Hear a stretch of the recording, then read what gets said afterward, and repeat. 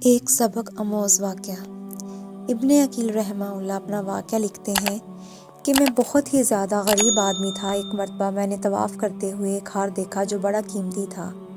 میں نے وہ ہار اٹھا لیا۔ میرا نفس چاہتا تھا کہ میں اسے چھپا لوں، لیکن میرا دل کہتا تھا ہرگز نہیں، یہ چوری ہے، بلکہ دیانتداری کا تقاضا یہ ہے کہ جس کا یہ ہار ہے اسے میں واپس کر دوں۔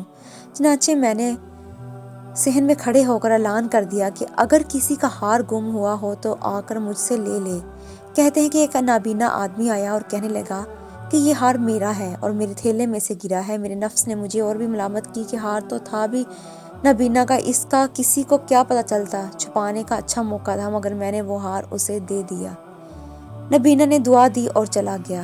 کہتے ہیں کہ میں دعائیں بھی مانگتا تھا کہ اللہ میرے لیے کوئی رزق کا بندوبست کر دے۔ اللہ کی شان دیکھیں کہ میں وہاں سے ہلا آ گیا۔ یہ ایک بستی کا نام ہے۔ وہاں کی ایک مسجد میں گیا تو پتہ چلا کہ چند دن پہلے امام صاحب فوت ہو گئے تھے۔ لوگوں نے مجھے کہا کہ نماز پڑھا دو۔ جب میں نے نماز پڑھائی تو انہیں میرا نماز پڑھانا اچھا لگا۔ وہ کہنے لگے تم یہاں امام کیوں نہیں بن جاتے؟ میں نے کہا بہت اچھا۔ میں نے وہاں امامت کے فرائض سر انجام دینے شروع کر دیے۔ تھوڑے دنوں کے بعد پتہ چلا کہ جو امام صاحب پہلے فوت ہوئے تھے ان کی ایک جوان سال بیٹی بھی ہے۔ وہ وصیت کر گئے تھے کہ کسی نیک بندے سے اس کا نکاح کر دینا۔ مقتدی لوگوں نے مجھ سے کہا جی اگر آپ چاہیں تو اس یتیم بچی کا نکاح آپ سے کر دیتے ہیں۔ میں نے کہا جی بہت اچھا۔ چنانچہ انہوں نے اس کے ساتھ میرا نکاح کر دیا۔ شادی کے کچھ عرصہ کے بعد میں نے اپنی بیوی کو دیکھا کہ اس کے گلے میں وہی ہار تھا جو میں نے طواف کے دوران ایک نابینا آدمی کو لٹایا تھا۔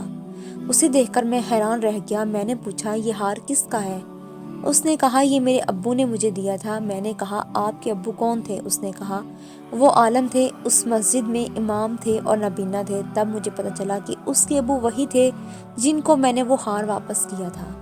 میں نے اس کو بتایا کہ یہ ہار تو میں نے ان کو اٹھا کر دیا تھا۔ وہ کہنے لگے کہ آپ کی بھی دعا قبول ہو گئی اور میرے ابو کی بھی دعا قبول ہو گئی۔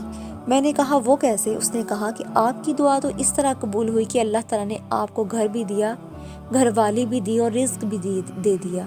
میرے ابو کی دعا اس طرح قبول ہوئی کہ جب وہ ہار لے کر واپس آئے تو وہ دعا مانگتے تھے کہ اے اللہ ایک امین شخص نے میرا ہار مجھے لٹایا ہے، اے اللہ ایسا ہی امین شخص میری بیٹی کے لیے خاوند کے طور پر عطا فرما دے۔